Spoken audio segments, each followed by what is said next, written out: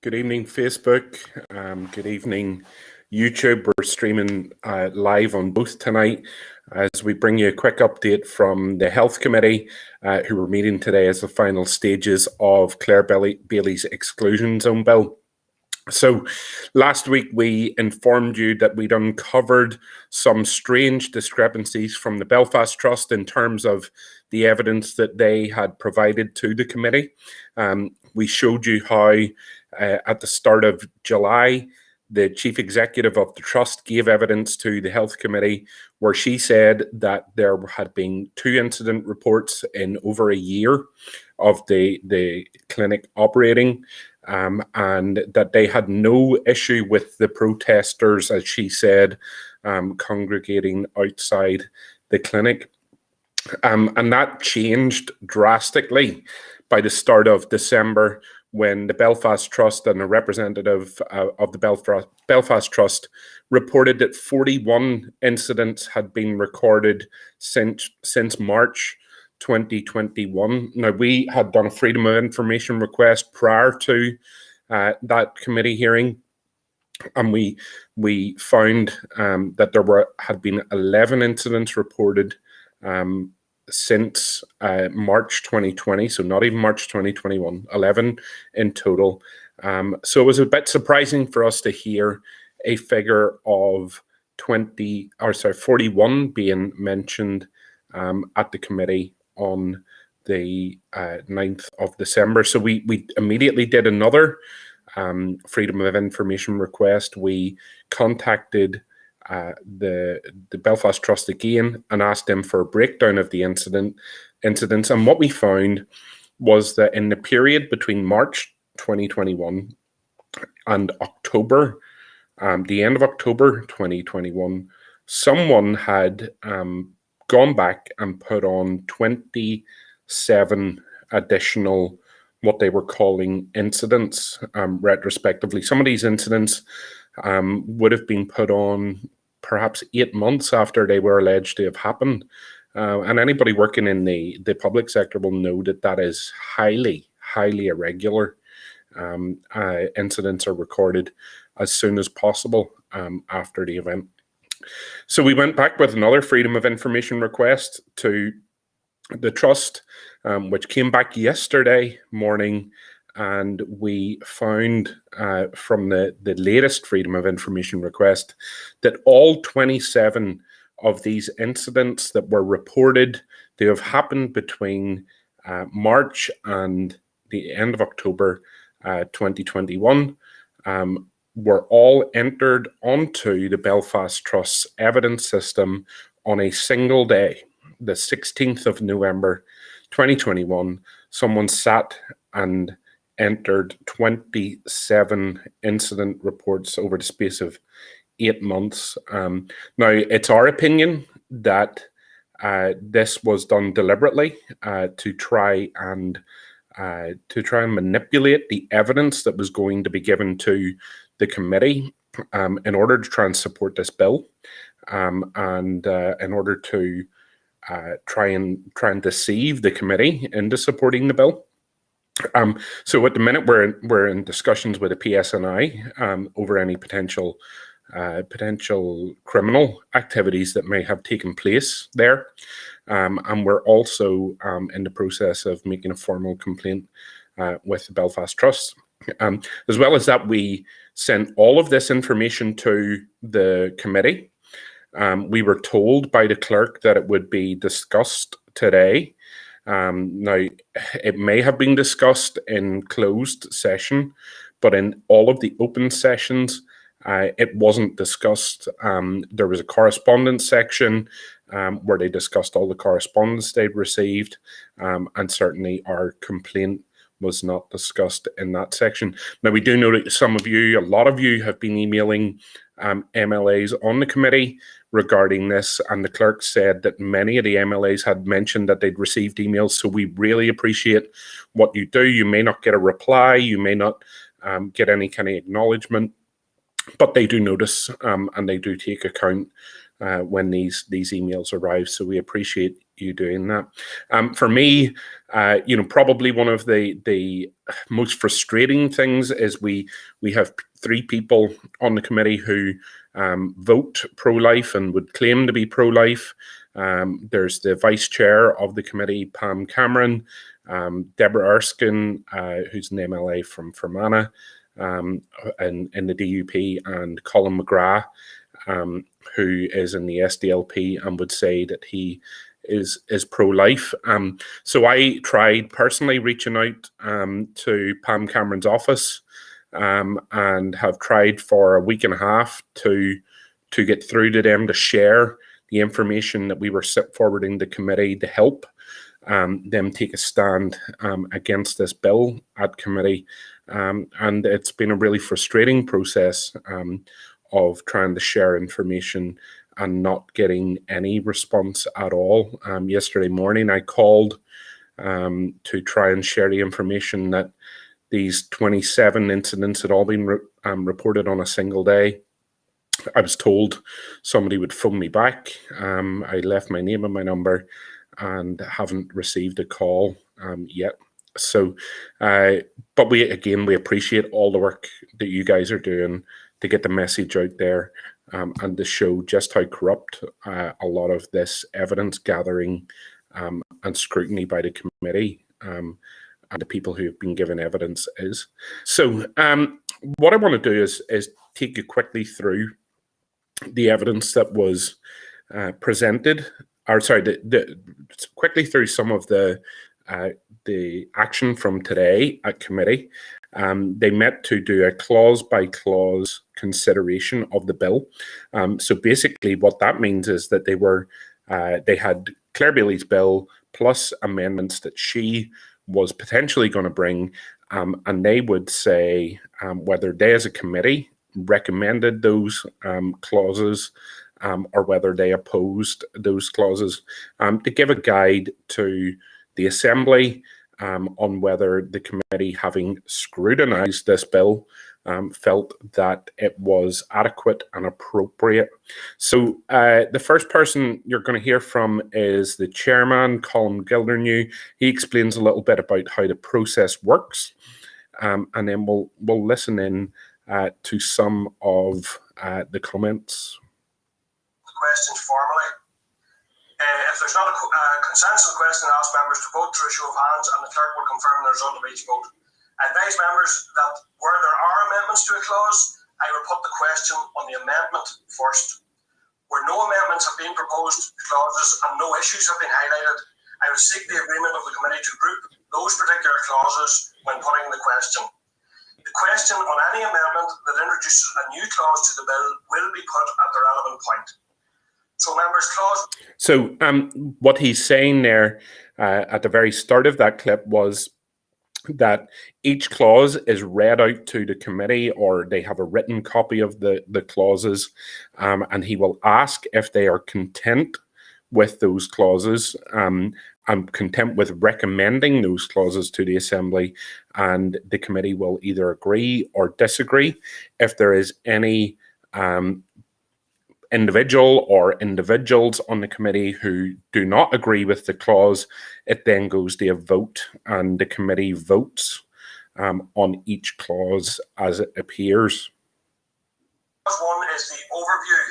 The bill sponsor has proposed an amendment to this clause to leave out requires the Department of Health to establish and insert establishes. So that's really important, but we will come back to that clause in a little while. The amendment is as a consequence of changes to clause 5. So I would propose that we consider clause 1 after we consider amendments to clause 5 if of the bill. So are members content with that? Yeah, thank you. So I move then to clause 2, and I refer members to the text of the amendment at page 169 of the table pack, which is bill sponsors amendment A. So, is the committee content with the amendment to clause 1 as proposed by the bill sponsor? Sorry, Chair, just to say, if you go on your brief, just to page 5 for clause 2.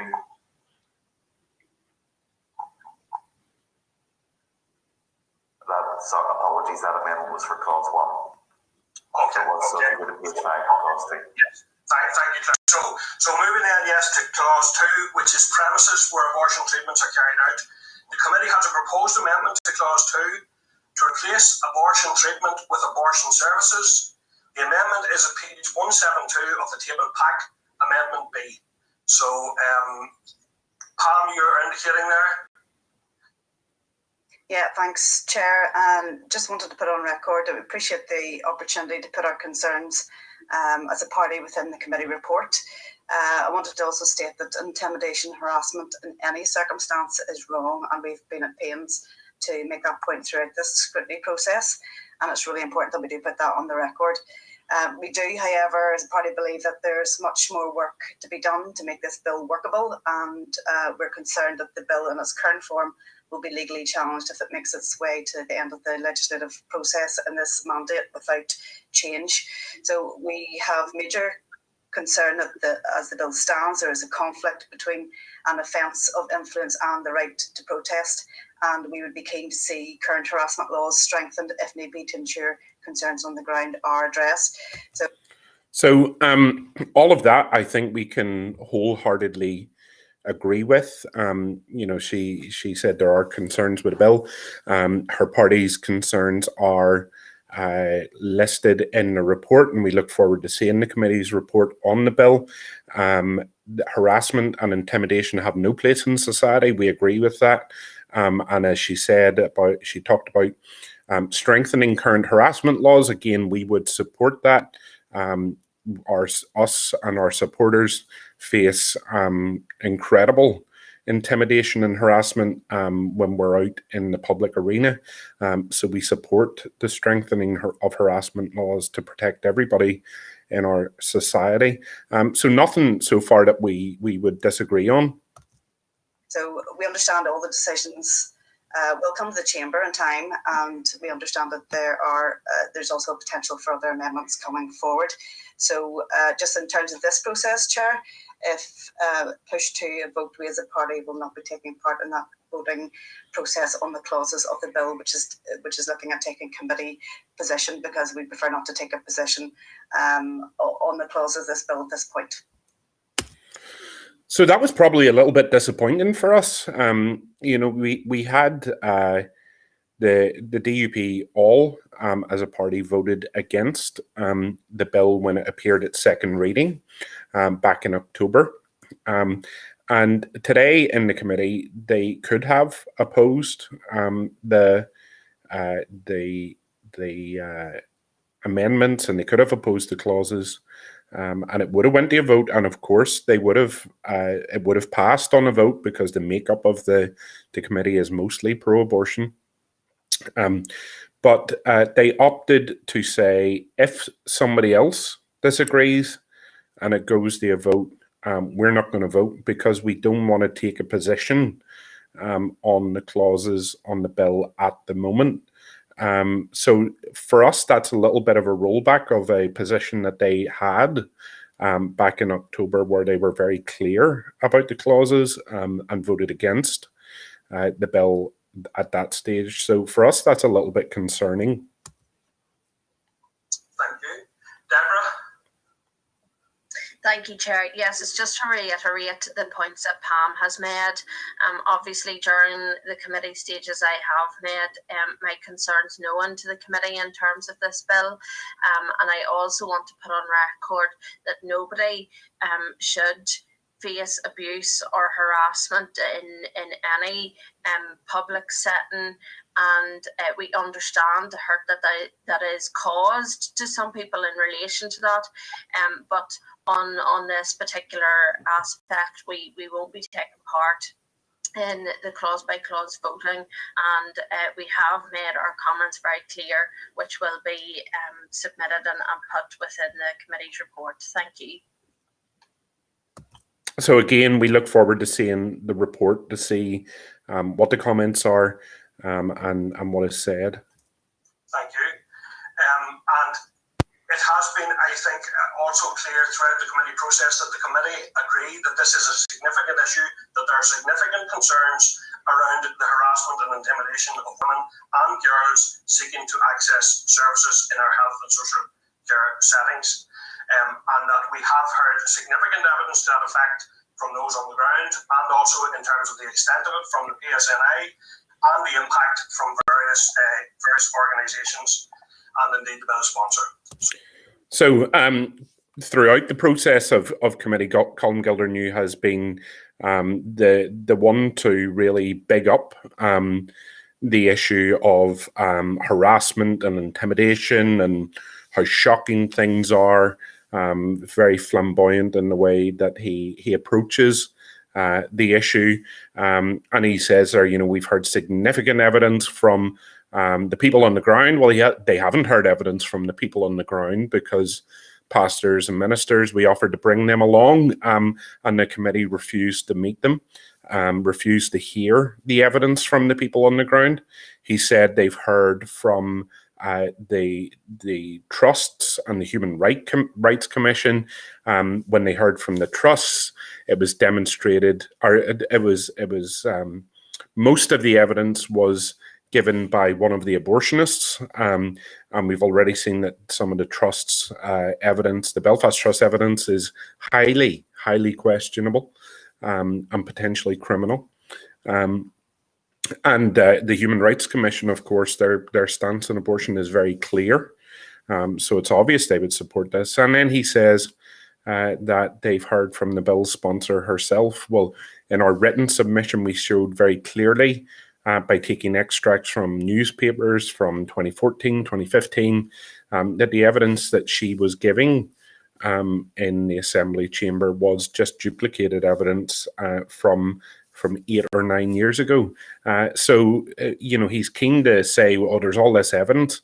Reality is there's none, and they haven't heard any accurate evidence from the people on the ground because they've refused to speak to the people who are on the ground. So, okay, thank you. So, members, I'm going then to clause 2 again, which is to replace abortion treatment with abortion services. The amendment is page 172 of the table pack, Amendment B. Is the committee content with the committee's amendment to clause 2? Agree. Committee content. Thank you. So, I will therefore put the question in relation to the clause. So again, in this video, in the bottom right-hand corner, you can see Colin McGrath, SDLP pro-life MLA, sitting nodding along, saying he's content with the clauses. Is the committee content with clause 2 as amended? Agreed. Thank you. Okay, the committee has agreed and is content with clause 2 as amended. Okay, so moving on then, members, to clause 3. Premises where information, advice or counselling about abortion treatments are provided. There are no proposed amendments, members, to this, so I will simply go straight to the question. Is the committee content with clause 3 as drafted? Agreed. Agreed. Yeah, thank you. So clause 3 didn't have any changes, which was the areas that this bill would affect. Clause 4, protected persons. There are no proposed amendments to this clause, members, so I will put the question, is the committee content with clause 4 as drafted? Agreed. Great. Thank you, members. Moving on to clause 5, safe access zone. So I would remind members that the bill sponsor has indicated her intention to oppose the question that clause 5 stand part of the bill and to propose a new clause 5A. If the committee supports the bill sponsor's amendment, it will be required to oppose clause 5. So I will put the question now, is the committee content with clause 5 as drafted? No.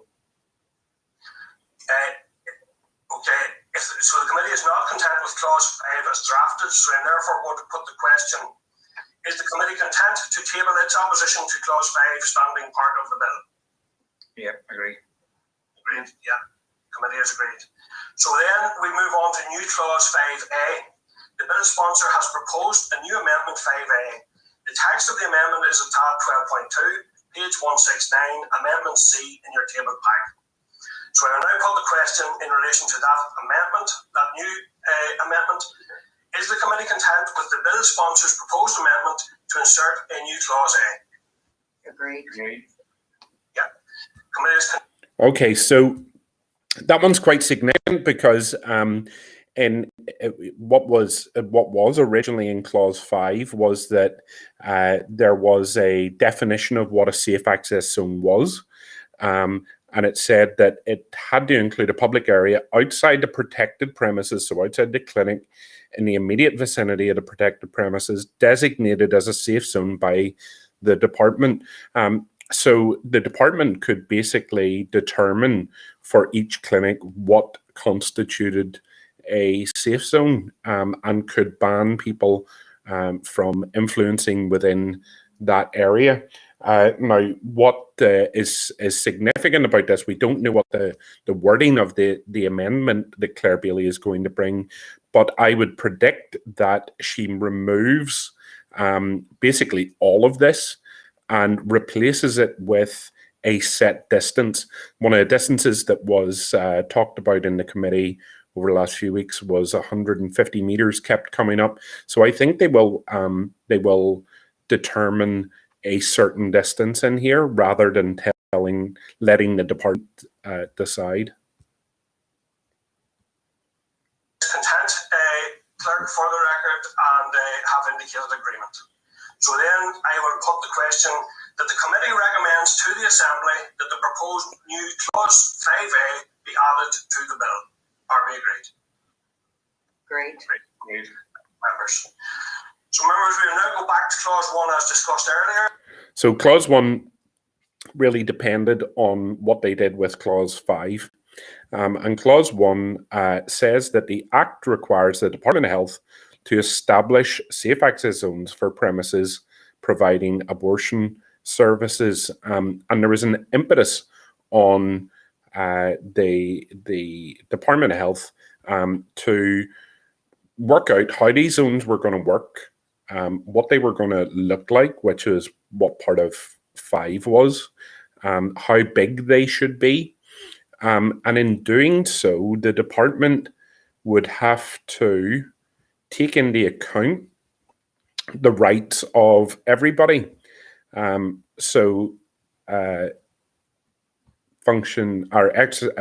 9 said that they had to take into account the respect of private and family life set out in Article 8 of the Human Rights Act, but also they had to take into account the right to manifest religious belief and the rights of freedom of assembly and expression set out in Articles 9, 10, and 11. So the clause 5 and the removal of clause 5 takes the onus off the department to set up exclusion zones, which brings in something quite significant to clause 1. Now we have dealt with clause 5 and 5A and revert to clause 1. So clause 1 here, the bill sponsor has proposed an amendment to this clause to leave out requires the Department of Health to establish and inserts establishes. So that's pretty big. So the original clause required the Department of Health to establish, whereas what this bill now does is it establishes it. It automatically makes areas safe zones or exclusion zones without any need for consultation, without any need for consideration of rights and the balancing of rights. There is none of that now. It just automatically will establish them around all abortion clinics, regardless of whether people are standing outside or not, or have been or have not been up until now. This amendment is as a consequence of changes to clause 5. So if members, is the committee content with the amendment to clause 1 as proposed by the bill sponsor? Agreed. Thank you, members. I will then put the question that the committee is content with clause 1 as amended. Agreed, Chair. Thank you, members. Okay, thank you. So we will move on then, members, to clause 6. So clause 6, members, is in relation to offences in respect of a safe access zone. The bill sponsor has proposed an amendment to clause 6 to leave out subsection 4, which is, it is an offence for D to show that they did not know and had no reasonable way of knowing that the protected person was in a safe access zone. So is the committee content with the amendment to clause 6 as proposed by the bill sponsor? Agree. Agreed. Thank you. So again, that's a very significant amendment that they have agreed to recommend to the Assembly.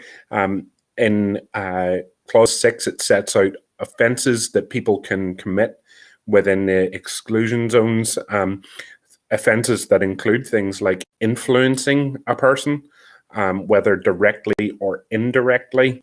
And you know, the idea of influencing is so broad that it could be anything, like literally anything that you do could influence somebody. And there was a defence offered, and the defence was that it's a defence for D, who is the person who's being prosecuted here, the criminal, to show that they did not know and had no reasonable way of knowing that the protected person was in a safe access zone. So in effect, what you could have had is a street preacher from out of Belfast who came to Belfast for the day to do a bit of preaching, and stood totally unknown to them out the back of Boots in Belfast city centre on College Street, preaching the gospel. And they, you know, if someone listened to that and was convicted by it and turned away from that clinic, this person would be a criminal. And the conversation with the police constable would go, well, I didn't know that I was in this exclusion zone. I didn't know that was a person who was going to a clinic. I had no way of knowing that. I'm not from here. And that would have been accepted as a reasonable defence under the original bill, and that has now been removed. So that anybody from anywhere, even if they know they're influencing somebody or don't know they're influencing somebody or don't know where the exclusion zone is, could become a criminal. Members, so put the question that the committee is content with clause 6 as amended. Agree. Great. Thank you, members. And so the committee have indicated their agreement with clause 6 as amended. Thank you, members. Moving on to clause 7, enforcement of a safe access zone by a constable. There are no proposed amendments to this clause, members, so I will put the question, is the committee content with clause 7 as drafted? Great. Great. Thank you, members. The members are content with clause 7 as drafted. Clause 8, procedure for designating a safe access zone. So this is the one where the bill sponsor intends to give notice that she will oppose clause 8. The question that clause 8 stand part of the bill and to propose a new clause 8A. If the committee supports the bill sponsor's amendment, it will be required to oppose clause 8. So is the committee content with clause 8 as drafted? No. No. No. And so the position of the committee is not content with clause 8 as drafted. So therefore, I will put the question, is the committee content to table its opposition to clause 8 standing part of the bill? Agreed. Great. Great. The committee are content to table its opposition to clause 8 standing part of the bill. New clause 8A. The bill sponsor has proposed an amendment to insert a new clause 8A as follows. After clause 8, insert publication of safe access zones. The department must publish a list of all protected premises and the safe access zones established under section 5A in such a manner as it appears to it to be appropriate. So is the committee content with the amendment to insert a new clause 8A? Agreed. Great. Great, thank you, members. So again, the whole premise of the original clause 8 was that, first of all, the clinic would have to ask for the access or the exclusion zone. The department then would have to put it in place. They would have to consult with people in the immediate vicinity, and the police, and do a wide range of investigation and consider a lot of things. And now the committee have recommended that that is just wiped out, and these exclusion zones are placed automatically wherever abortions are carried out. I put the question that the committee recommends to the Assembly that the proposed new clause 8A be added to the bill. Agreed. Agreed. Agreed. Thank you, members. The committee recommends to the Assembly that the proposed new clause 8A be added to the bill. Clause 9, members, exercise of functions. There are no proposed amendments. If the committee has agreed to the bill sponsor's proposed new clause 5A, then clause 9 is not required. The bill sponsor has indicated her intention to oppose the question that clause 9 stand part of the bill. So, therefore, is the committee content with clause 9 as drafted? No. No. So the committee are not content with clause 9 as drafted. Therefore, I put the question, do members wish to formally register opposition to clause 9 with the bill office? Agreed. Agreed. Great, thank you, member.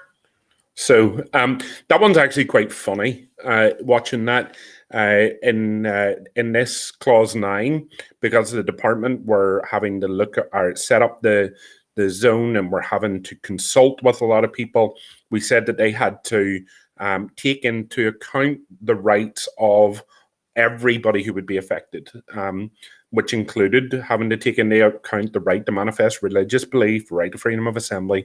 And when Clare Bailey came to the Health Committee very early on in this process, Carol McQuillan was waxing lyrical about how wonderful clause 9 is, that you're really taking a rights-based approach, and you're taking into account the rights of everybody.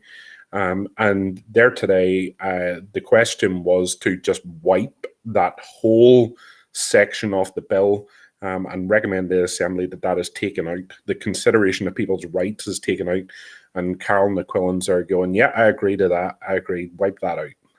So it just shows you where some of these people are on the issue of rights. The rest of the report, the rest of the clauses are all pretty minor. There is one other part where they agree to recommend that this line about the convention be taken out, because again, this is no longer about human rights and considering the rights of people. It is about just dictating zones where the gospel is not going to be allowed, and it's going to be criminalized. So there's still quite a bit to run on this, still quite a bit for us to do. We are going to be working in the next few weeks as we approach the Assembly. We're going to be writing to the party leaders. We're going to be presenting the evidence. We are going to continue with working on highlighting some of the inconsistencies in the evidence that was given, highlighting that not all opinions were heard or allowed at committee, and highlighting what really goes on at the clinic. So continue to pray for us, continue to act and take part. And if you've any questions or any comments, feel free to leave a comment under this video or on Facebook or YouTube, and we'll get back to you. God bless.